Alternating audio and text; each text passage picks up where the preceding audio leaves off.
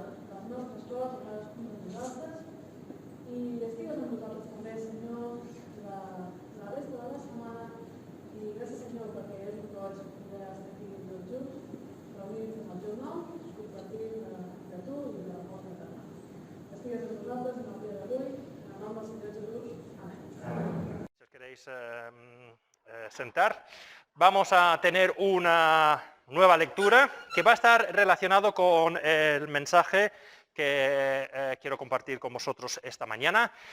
Como sabéis, estoy haciendo una serie de estudios sobre Génesis en estos momentos y vamos a leer Génesis capítulo 2 porque eso es donde vamos a tener el estudio esta mañana. Génesis capítulo 2 voy a leerlo todo a partir del versículo 1, Génesis 2, 1, estoy leyendo en la Nueva Versión Internacional, dice así: Así quedaron terminados los cielos y la tierra y todo lo que hay en ellos.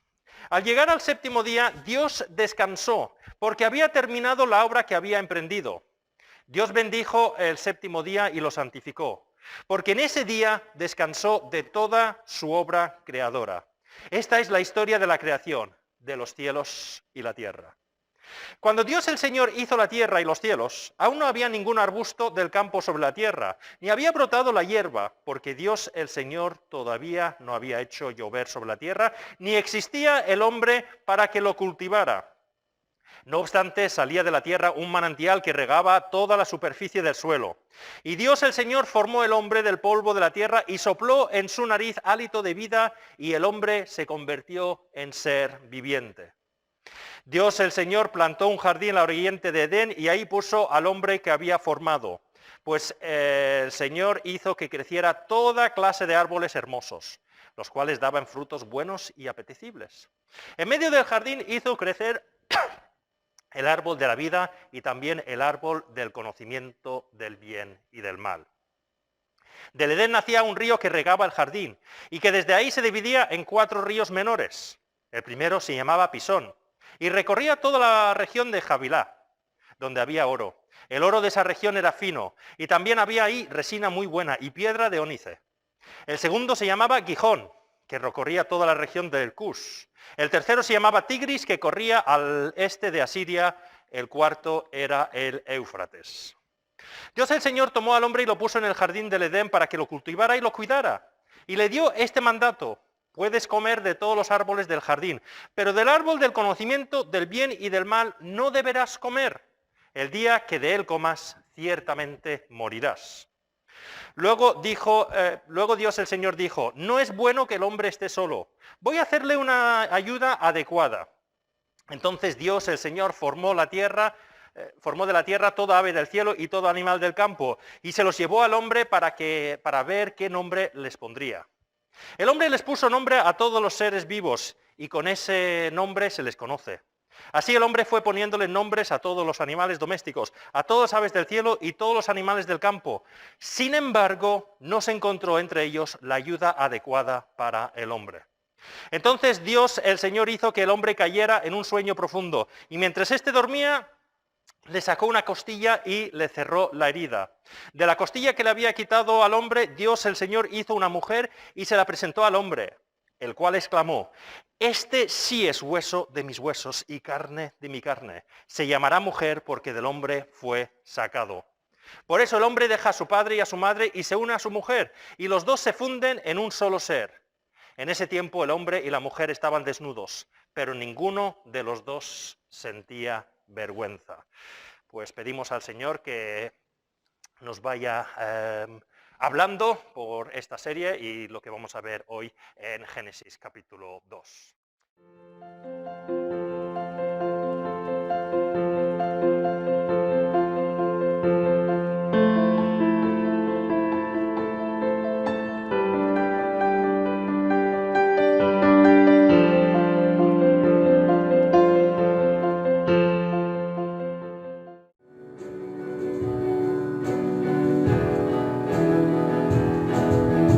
Baja Dios de las nubes, llévalo a la fábrica donde trabaja.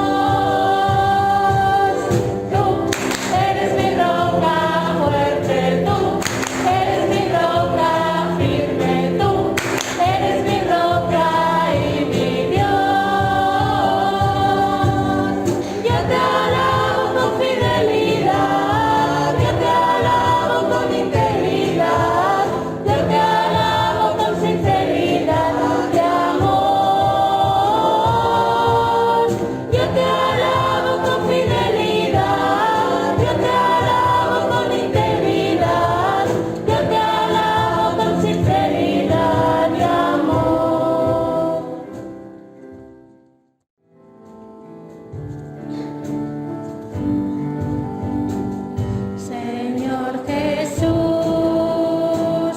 tú conoces mi corazón, que tan lejos de ti vagó en el pecado. Tu santa ley me hizo comprender mi error y tu palabra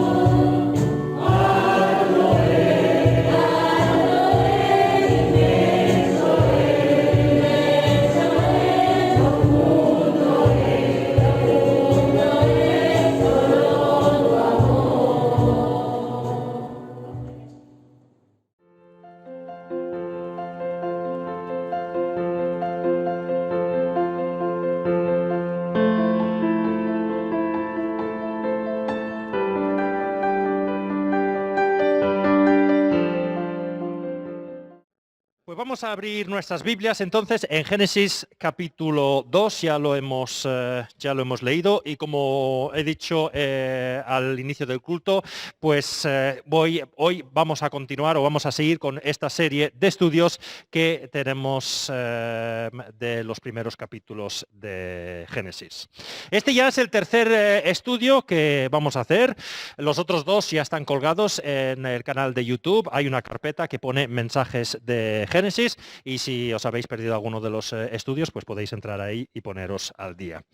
Ya he explicado en la introducción a los otros mensajes que la historia de la salvación, o lo que se dice la historia de la salvación, comienza realmente en Génesis capítulo 12, que nos explica cómo Dios llama a Abraham y le promete que le va a convertir en una gran nación y que su descendencia va a ser de bendición a todas las naciones. Y dijimos que eso mostraba que de la descendencia de Abraham vendría Jesús, el Mesías, que moriría en la cruz por cada uno de nosotros y traería salvación a todos de cualquier nación que aceptasen ese sacrificio. Pero antes del capítulo 12 de Génesis, obviamente tenemos 11 capítulos anteriores, que son conocidos como la prehistoria de la Biblia. Y esos capítulos, entre otras cosas, nos explican cómo Dios creó todo y que todo era perfecto cuando Dios lo creó. Nos muestra el poder de Dios. Pero también nos explica cómo entró el mal en esta creación perfecta que Dios había hecho. Y también, como iremos viendo, sobre todo a partir del capítulo 3, vamos a ir viendo cómo la cosa o una sociedad que rechaza a Dios, que da la espalda a Dios, pues los efectos que tiene sobre esa sociedad. Pero aún estamos al principio de esta serie de estudios. Los dos primeros estudios que hemos hecho los hicimos de Génesis capítulo 1 y resumiendo mucho, vimos dos cosas. En primer lugar, en el primer estudio vimos que Dios es creador de todo, es todopoderoso, no tuvo ninguna limitación a la hora de crear porque creó todo de la nada y esto nos da paz y tranquilidad al afrontar los problemas porque vemos que no hay nada que sea superior a Dios. Dios lo creó todo, Dios lo controla todo. Y en el segundo estudio vimos lo que significa que los seres humanos estemos creados a imagen y semejanza de Dios y algunas cosas en la práctica que eso significa. Pero hoy vamos a entrar en el capítulo 2. Y como hicimos con el capítulo 1, no vamos a hacer un estudio en profundidad de todo el capítulo, sino vamos a ir sacando algunas enseñanzas que vemos acerca de cosas que nos enseña este capítulo 2. En un sentido podemos decir que el capítulo 2 no sigue cronológicamente al capítulo 1. ¿Qué quiero decir con esto? Pues cuando llegamos al capítulo 2 vemos que volvemos al inicio otra vez. Vuelve a explicar que Dios lo creó todo. Por eso decimos que al inicio de Génesis, hay dos relatos de la creación. El Génesis capítulo 1, que es el que conocemos normalmente o ponemos como título la creación, y eso nos explica en bastante detalle todos los pasos que siguió Dios en la creación, el orden, qué es lo que creó, cielos, tierra, mares, seres humanos, animales, plantas, todo. Pero en el capítulo 2 volvemos a la misma idea, que Dios crea todo, pero se centra específicamente en la creación o principalmente en la creación de los seres humanos. Y podemos dividir Génesis capítulo 2 en 5 partes. La primera parte son los versículos del 1 al 3. Y realmente estos versículos no pertenecen al capítulo 2. Realmente tendrían que pertenecer al capítulo 1. Cuando se hizo la separación de capítulos, aquí no lo acertaron bien. Porque realmente es la conclusión de Génesis capítulo 1. Después de que Dios creó todo en esos 6 días, vemos que el séptimo día descansa, bendice el séptimo día y es conocido como el día del Señor. Luego llegamos a la segunda parte, los versículos del 4 al 7, que como he dicho es vuelta al inicio. Comenzamos otra vez el relato de la creación y vemos que Dios crea todo, como hemos visto en el capítulo 1, pero pone un especial énfasis en la creación de los seres humanos. Luego en la tercera parte van los versículos del 8 al 15 que nos relatan cosas acerca del huerto o el jardín del Edén. La cuarta parte, los versículos del 16 al 17, Dios da unas instrucciones al hombre. Le da un trabajo, pero también le pone una limitación. Y por último, los versículos del 18 al 25, vemos como Dios también creó a la mujer, y ahí tenemos unas enseñanzas acerca del plan que tiene Dios para esa relación entre hombre y mujer, que es el matrimonio según el plan de Dios. Pero hoy, con la ayuda del Señor, vamos a mirar la parte 3 y una parte de la sección 4. Y podéis preguntar, pues ¿por qué saltas las primeras dos partes? Pues la primera parte, como he dicho, pertenece realmente al capítulo 1, y aunque toca un tema interesante, que es el Día del Señor, el séptimo día, quizás ese tema lo podemos desarrollar en otras partes de la Biblia donde se da más información acerca del significado de este día. Y tampoco quiero mirar la segunda parte, la creación del ser humano, porque repetiría mucho de lo que ya dijimos hace un par de semanas cuando hablamos de que el ser humano está hecho o está creado a imagen y semejanza de Dios. Entonces, hoy con la ayuda del Señor vamos a entrar en la parte 3, el huerto del Edén, y también vamos a mirar esas instrucciones que el Señor da al ser humano. Y en primer lugar vamos a entrar en el huerto del Edén, los versículos del 8 al 15 del capítulo 2. Y no voy a leer todos esos versículos otra vez, ya lo hemos leído al principio del culto, pero sí que voy a repetir los versículos del 8 al 9. Dice así: Dios el Señor plantó un jardín al oriente de Edén y ahí puso al hombre que había formado. Dios el Señor hizo que creciera toda clase de árboles hermosos, los cuales daban frutos buenos y apetecibles. En medio del jardín hizo crecer el árbol de la vida y también el árbol del conocimiento del bien y del mal.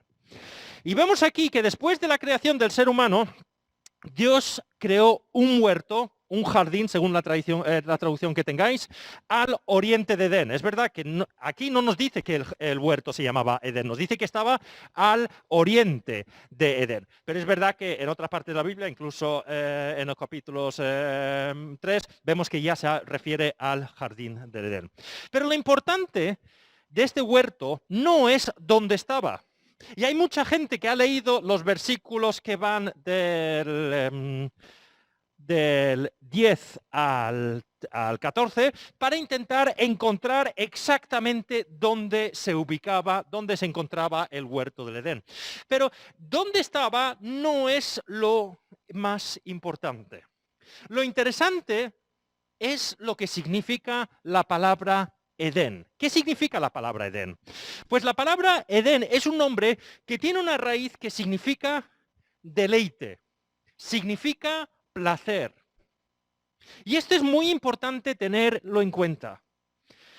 Cuando Dios creó todo, no creó un lugar donde los seres humanos sencillamente sobreviviéramos. Oye, Michael, he creado esto, venga, ahí lo tienes, espabilate a ver lo que puedes hacer.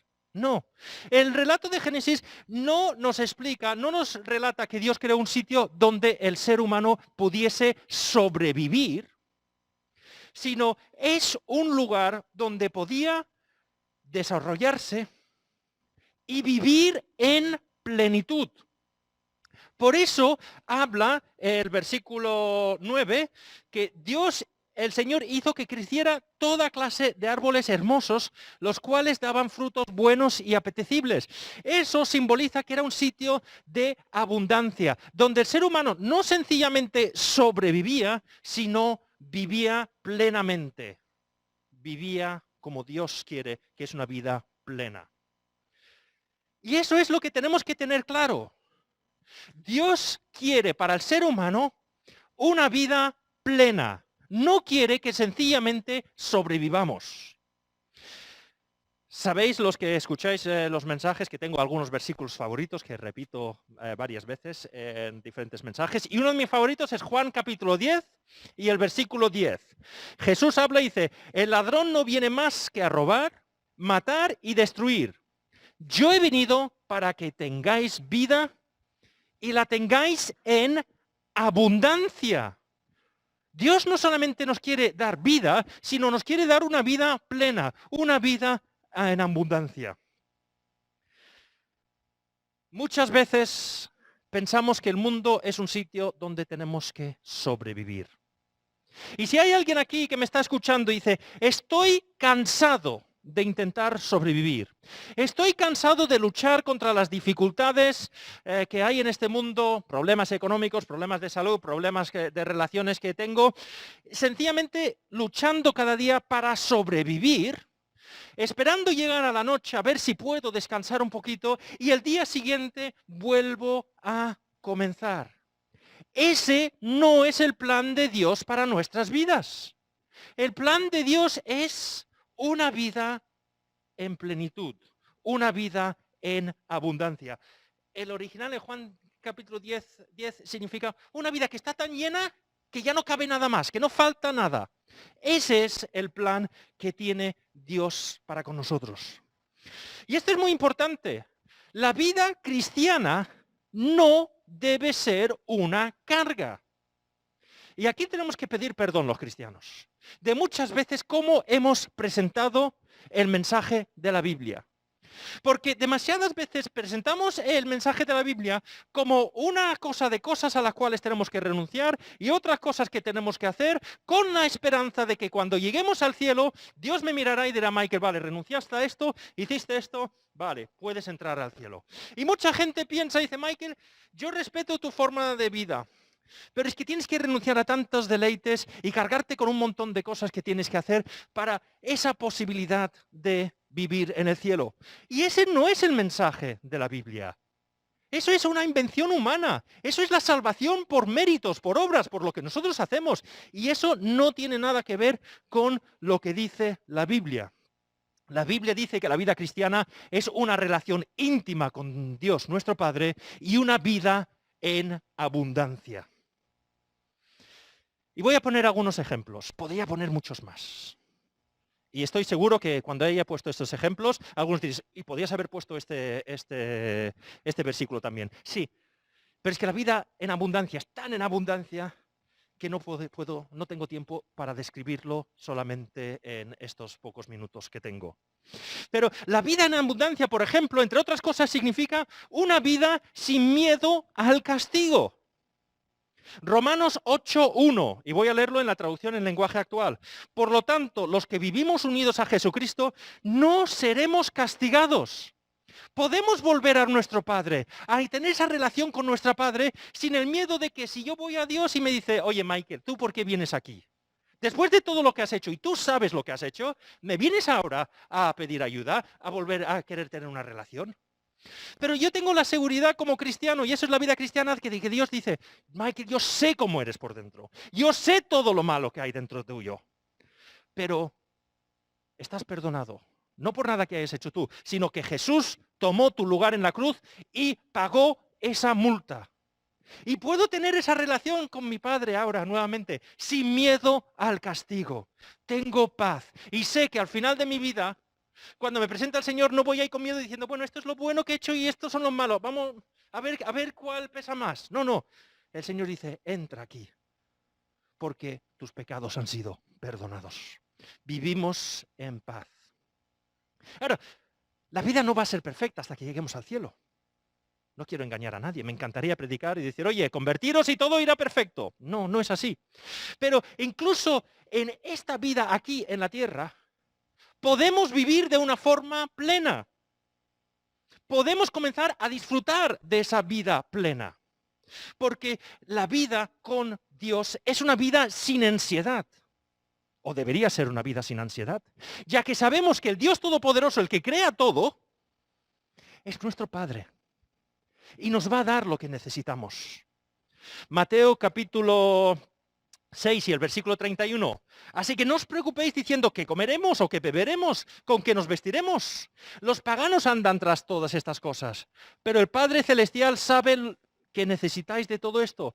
Dios se ha comprometido, como nuestro Padre amoroso, a darnos, no lo que queremos, pero sí lo que necesitamos.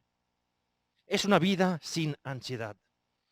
Es una vida también que Dios se compromete a darnos las fuerzas para seguir adelante ante las dificultades. Como he dicho, vamos a encontrarnos dificultades. Solo será en el cielo donde viviremos esa vida plena de una forma completa. Pero Dios promete darnos fuerzas en los momentos difíciles. Filipenses 4:13. Todo lo puedo en Cristo, dijo el apóstol Pablo, que me fortalece. También sabemos que es una vida que tiene un propósito, que tiene un plan, que pueden pasar cosas que no entendemos en nuestra vida, pero que son todos conforme al plan de Dios, que es que pasemos la eternidad, la vida eterna con Él. Jeremías 29 y el versículo 11, traducción del lenguaje actual. Mis planes para vosotros solamente yo los sé, y no son para vuestro mal, sino para vuestro bien. Voy a daros un futuro lleno de bienestar. Tengo la tranquilidad de que pase lo que pase en mi vida, Dios lo está haciendo todo para que yo pase la eternidad con Él, incluso en esos momentos que no entiendo. Es una vida de alegría. Salmo 16 y el versículo 11, traducción en lenguaje actual. Tú me enseñaste a vivir como a ti te gusta. En tu presencia soy muy feliz. A tu lado soy siempre dichoso. Es una vida que tiene sentido, es una vida que tiene una dirección, un guía para ir dirigiéndonos. Juan capítulo 8 y el versículo 12. Una vez más Jesús se dirigió a la gente y les dijo, yo soy la luz del mundo, el que me sigue no andará en tinieblas, sino que tendrá la luz de la vida. Esa seguridad de que Dios está a nuestro lado y nos está guiando, porque cuando estamos andando en la oscuridad tenemos miedo. ¿Voy a caerme en un hoyo? ¿Voy a hacerme daño? ¿Voy a tropezarme con alguien? ¿Algo va a saltar y atacarme?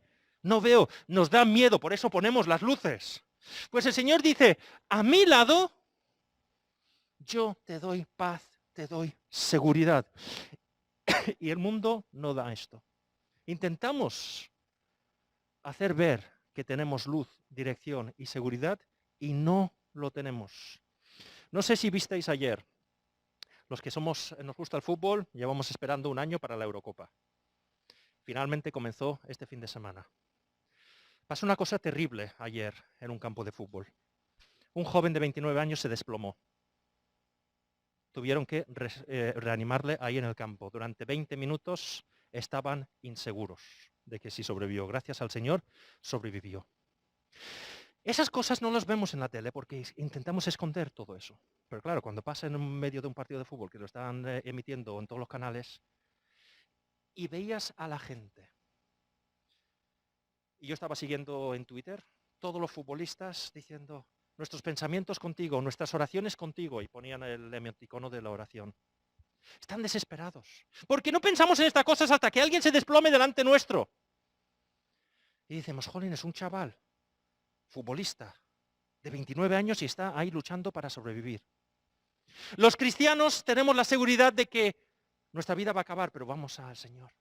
Y teníamos la seguridad, los cristianos que estábamos viendo ese partido, que cuando estábamos orando, no estábamos poniendo un emoticono en el WhatsApp o en Twitter. Estábamos diciendo, Padre Todopoderoso, ayuda a este chico en estos momentos. Tenemos luz, tenemos seguridad, cosa que este mundo no da. En conclusión, la vida en plenitud es una vida donde Dios, el Señor, nos acompañará siempre para que esa vida no se vuelva una carga. Mateo 11, 28. Venid a mí todos los que estáis cansados y agobiados, y yo os daré descanso. Eso es lo que quiere Dios. Y si hay alguien aquí o que me está escuchando por YouTube y diciendo, estoy cansado, estoy cargado, esta vida es una lucha, estoy sobreviviendo, vuélvete a Dios, tu Padre. Acepta que Jesús es Dios, que tomó tu lugar en la cruz para pagar esos pecados que habías cometido. Acéptale que sea Señor de tu vida y tu vida volverá, se cambiará de una cosa donde sencillamente sobrevivimos a comenzar a disfrutar de una vida plena. Pero el Edén también me dice algo también a mí como cristiano. Estamos diciendo que el plan de Dios es que vivamos y vivamos de una forma plena. Y obviamente cuando lleguemos al cielo, viviremos de una forma totalmente plena. Muchas veces no lo admitimos, no lo admitimos. Porque pensamos que si lo admitimos, la gente va a pensar que no somos buenos cristianos. Pero muchas veces los cristianos, si somos sinceros, comenzamos a pensar en el cielo, a qué pasará después de esta vida, y comenzamos a preocuparnos. ¿No será un poquito aburrido? Claro, porque pensamos, ¿qué? ¿El cielo qué va a ser? ¿Un culto dominical que dure toda la eternidad? Pues no lo sé, ¿eh? A mí me gusta ir a la iglesia y escuchar que se predique, pero toda la eternidad, bueno, quizás algunos pensáis que mis mensajes duran una eternidad ya, pero eso ya es otro tema. Pero tenemos esa idea de que el cielo será un sitio donde, oye, me voy a aburrir. Voy a estar sentado en una nube tocando el arpa durante toda la eternidad. Los que tenéis mi edad, os acordaréis de la serie de televisión Autopista hacia el cielo, creo que se llamaba en castellano, ¿sí? Los jóvenes no os acordáis de eso, ¿no? Si habéis visto Casa de la Pradera, pues los actores que hicieron Casa de la Pradera, muchos hicieron Autopista hacia el cielo.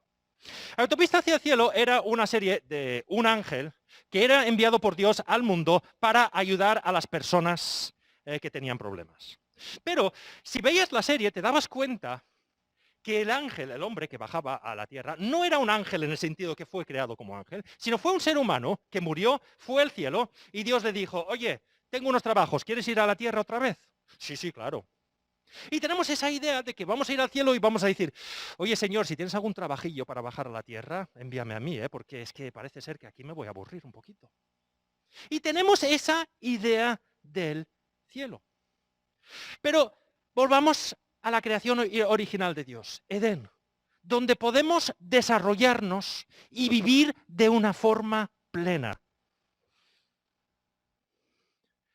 El cielo, es que pensamos, es que en el cielo alabaremos al Señor siempre, pero la alabanza no solamente es cantar al Señor, es estar en servicio al Señor.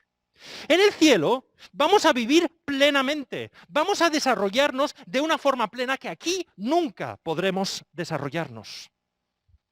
Es verdad que la Biblia no cuenta todo lo que nos gustaría saber del cielo. Probablemente no lo cuente, no lo sé, pero yo pienso que es tan grande lo que vamos a vivir en el cielo, es que no lo comprenderíamos igualmente. Pero os pongo un ejemplo, y es una preocupación que tenemos los cristianos. Oye, ¿cómo será mi relación con mi esposa en el cielo si ya no es mi esposa? O nos han preguntado nuestros hijos, oye, papá, ¿tú serás mi padre en el cielo? ¿Yo seré tu hijo o tu hija en el cielo? No tengo una respuesta exacta de cómo será nuestra relación en el cielo. Pero sí que sé, con toda seguridad, que aunque yo no comprenda la relación que voy a tener con María Jesús en el cielo, no voy a estar en el cielo pensando, ay Mari, qué bonito sería volver a la tierra otra vez, enamorarnos, casarnos y vivir así otra vez. No, no, es que mi relación con Mari en el cielo va a ser tan íntima, tan perfecta, que será mejor que la relación que tengo ahora. Lo mismo dijo a mis hijos, yo no sé cómo será mi relación, pero no estaré diciendo, ay, qué bonito sería poder volver a la tierra y ser el papá de mis hijos. No, no, mi relación con mis hijos será tan profunda, tan íntima, que no echaré a faltar nada. Entendamos que Dios quiere que vivamos en plenitud. No nos vamos a aburrir, no vamos a estar sentados en una nube toda nuestra eternidad diciendo, oye Señor, si tienes un trabajillo en la tierra, envíame a mí. No nos va a faltar nada, porque el plan de Dios es que vivamos y vivamos en plenitud. Ya hemos visto el Edén, lo que significa y algunas enseñanzas prácticas. Vamos a ver ahora 2 árboles y un límite. Génesis capítulo 2 y el versículo 9. En medio del jardín hizo crecer el árbol de la vida y también el árbol del conocimiento del bien y del mal.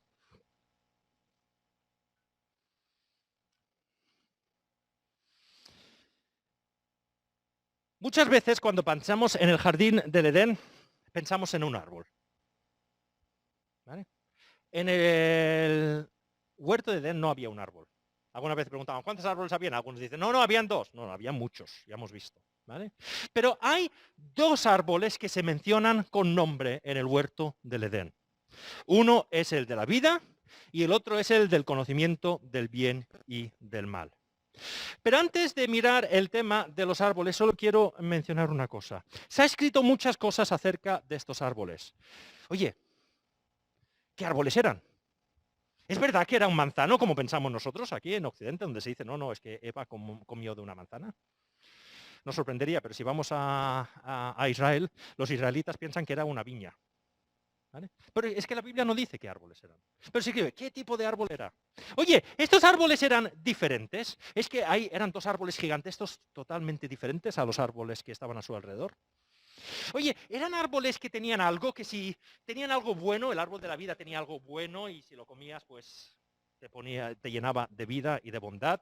Y si cogías el del otro árbol tenía veneno y te afectaba. Pero al perdernos en estos detalles, perdemos de vista la importancia de estos árboles. Estoy de acuerdo con los comentaristas que dicen que sí, que son dos árboles reales. Pero lo importante de los árboles es lo que simbolizan. No cómo son, ni si eran manzanos o viñas. No, ¿qué es lo que simbolizan? ¿Qué es lo que representan? En primer lugar, el árbol de la vida. Y la primera cosa que nos enseña este árbol es parecido a lo que hemos visto en el primer punto. Dios no es un Dios tacaño. Leamos Génesis capítulo 2 y el versículo 16. Y le dio este mandato: puedes comer de todos los árboles del jardín. El único límite que puso era el árbol del conocimiento del bien y del mal. Ya llegaremos a eso en un momento. Pero todo lo demás se lo dio al ser humano, incluyendo el árbol de la vida. Dios es un Dios de vida y su deseo para su creación es que tenga esa vida eterna, esa vida en abundancia.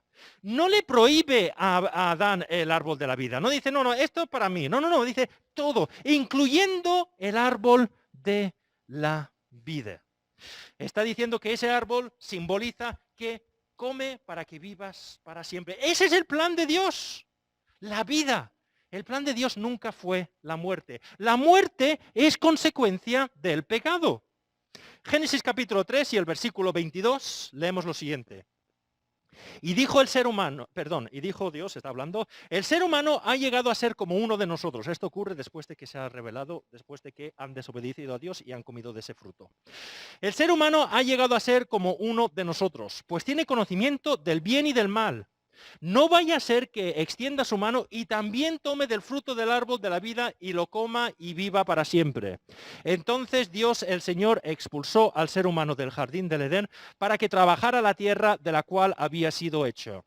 Después de expulsarlo, puso al oriente del jardín del Edén querubines y una espada ardiente que se movía por todos lados, para custodiar el camino que lleva al árbol de la vida. El camino al árbol de la vida queda cortado por el pecado. No estaba en el plan de Dios. El plan de Dios es la vida. Y es verdad que fue un castigo. Pero cuando lleguemos a Génesis capítulo 3, también vemos que dentro de ese castigo hay amor de Dios, porque no quiere que vivamos eternamente en un estado de pecado. Pero eso ya llegaremos a eso. Pero, como digo, volviendo a este tema, el plan de Dios es la vida. Y por eso, aunque el camino al árbol de la vida queda cortado a causa del pecado, el plan de la salvación de Dios es volver a darnos acceso a esa vida eterna. Juan capítulo 3 y el versículo 16. Porque tanto amó Dios al mundo que dio a su Hijo unigénito, para que todo el que cree en Él no se pierda, sino que tenga vida eterna. Cree en Jesús. Cree que Jesús es Dios. Cree que Jesús ha muerto por ti en la cruz. Acepta a Jesús como no solamente tu Salvador, sino como tu Señor. Y volverás a tener la vida eterna. Y esto lo vemos en Apocalipsis, que tiene mucho simbolismo también, y vuelve a hablar del árbol de la vida. Apocalipsis capítulo 2 y el versículo 7. El que tenga oídos, que oiga lo que el Espíritu dice a las iglesias. Al que salga vencedor le daré derecho a comer del árbol de la vida que está en el paraíso de Dios. Y Apocalipsis 22, los primeros 2 versículos, podíamos leer todo el capítulo, pero describiendo los cielos nuevos y la tierra nueva, dice así: luego el ángel me mostró un río de agua de vida, claro como el cristal, que salía del trono de Dios y del Cordero, y corría por el centro de la calle principal de la ciudad. A cada lado del río estaba el árbol de la vida, que produce 12 cosechas al año, una por mes, y las hojas del árbol son para la salud de las naciones. No está limitado el acceso a la vida a alguien en concreto, a todas las naciones. Ese es el deseo de Dios. ¡Qué amor! Que nosotros rompimos el camino, nos rebelamos contra Dios, y Dios dice, pero tengo un plan para que podáis volver a tener esa vida eterna. El segundo árbol, el árbol del conocimiento del bien y del mal. ¿Qué simboliza este árbol? Pues nuevamente podríamos entrar en muchos detalles, pero solo quiero resaltar el principal. Quiero dejar claro una cosa. El árbol en sí no era malo. Y tenemos esta idea de que, bueno, es que el árbol, como dicen algunos, tenía un veneno y al comer esa fruta, pues entró el veneno en la humanidad y eso es lo que nos afectó. No, eso no tiene sentido si leemos Génesis capítulo 1 y el versículo 31. Dios miró todo lo que había hecho y consideró que era muy bueno. No dijo, y creó todo bueno y una cosa con veneno. No. Pero aún así, vemos que Dios prohibió que el ser humano comiese de ese árbol. Y le dio este mandato, puedes comer de todos los árboles del jardín, pero del árbol del conocimiento del bien y del mal no deberás comer. El día que de él comas, ciertamente morirás. Entonces, ¿qué simboliza este árbol? La idea de conocimiento del bien y del mal es que comer de ese fruto, o mejor dicho, desobedecer a Dios, nos llevaría a tener un conocimiento práctico de lo que es el bien y lo que es el mal. O dicho de otra forma, si lo leemos con otros versículos, lo que significa el conocimiento del bien y el mal es que nosotros decidimos, independientemente de Dios, lo que es bueno y lo que es malo. Primer libro de Reyes, capítulo 3 y el versículo 9, Salomón dice lo siguiente, al inicio de su reinado: yo te ruego que le des a tu siervo discernimiento para gobernar a tu pueblo y para distinguir entre el bien y el mal. De lo contrario, ¿quién podrá gobernar este gran pueblo tuyo? Eso es como debemos reaccionar los seres humanos. Dios, dirígeme tú, guíame tú, dime tú lo que es bueno y lo que es malo. Pero, al desobedecer a Dios en este mandato, básicamente el ser humano, y lo hacemos todos los días nosotros cuando decimos, oye, ¿sabes qué? Voy a mentir aquí aunque Dios diga que no mienta, que no mienta. O voy a hacer esto aquí porque a mí me parece que tengo que hacerlo. Básicamente lo que estamos diciendo es, Dios, desaparece, por favor. Yo decidiré lo que es bueno y lo que es malo. Y eso lo vemos claramente cuando la serpiente está tentando a Eva. En Génesis capítulo 3 y el versículo 4, la serpiente le dijo a la mujer, no es cierto, no vais a morir. Dios sabe muy bien que cuando comáis de ese árbol, se os abrirán los ojos y llegaréis a ser como Dios, conocedores del bien y del mal. Oye, ocuparéis el sitio de Dios. Vosotros decidiréis lo que es bueno y lo que es malo. Deja a Dios de lado. No le necesitáis. Y la reacción de Eva, vemos que ella entendió perfectamente lo que estaba diciendo la serpiente. La mujer vio, versículo 6, que el fruto del árbol era bueno para comer, y que tenía buen aspecto y era deseable para adquirir sabiduría. Oye, ese conocimiento, ese poder de decisión. Claro, algunos pueden preguntar, oye, ¿y qué hay de malo en esto? ¿Por qué nosotros tenemos que pedirle a Dios que nos guíe y nos diga lo que es bueno y lo que es malo? ¿Por qué no lo puedo decidir yo? Pues sencillamente porque no fuimos creados nosotros para decidir lo que es bueno y lo que es malo.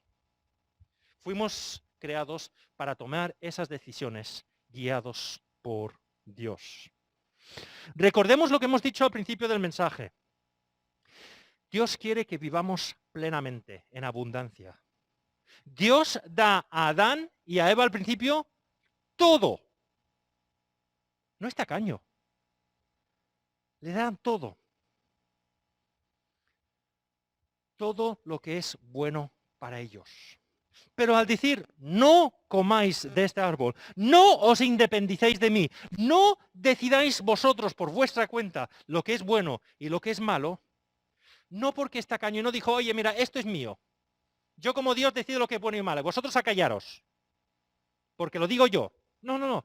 Lo dice porque sabe, como nuestro creador, que no tenemos las capacidades que tiene Él para tomar las decisiones correctas, para controlar ese poder de decidir lo que es bueno y lo que es malo.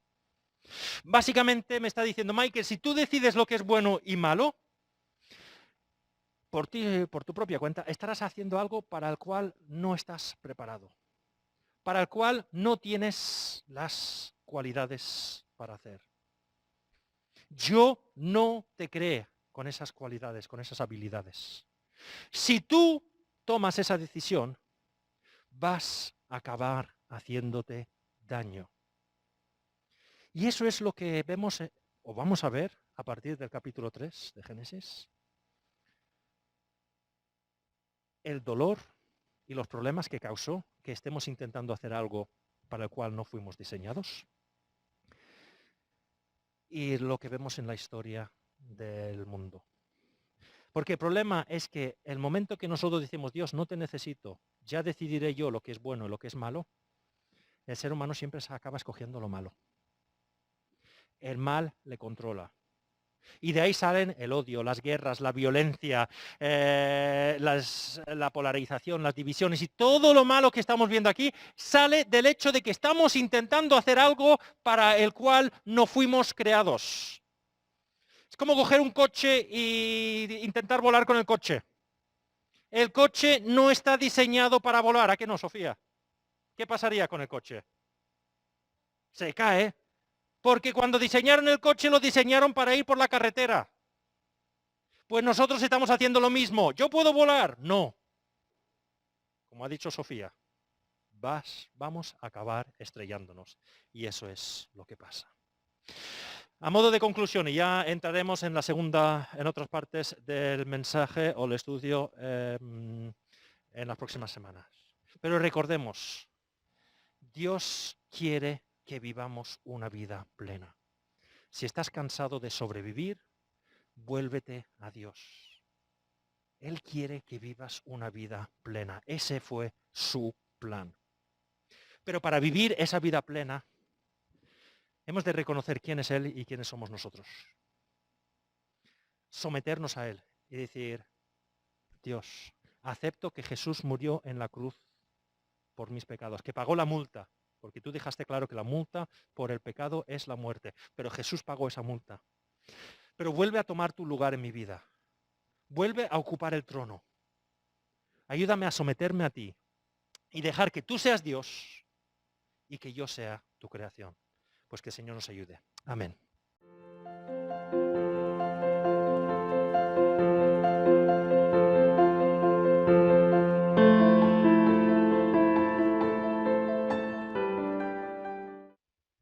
Pues vamos a concluir el culto esta mañana con un himno de los himnarios rojos.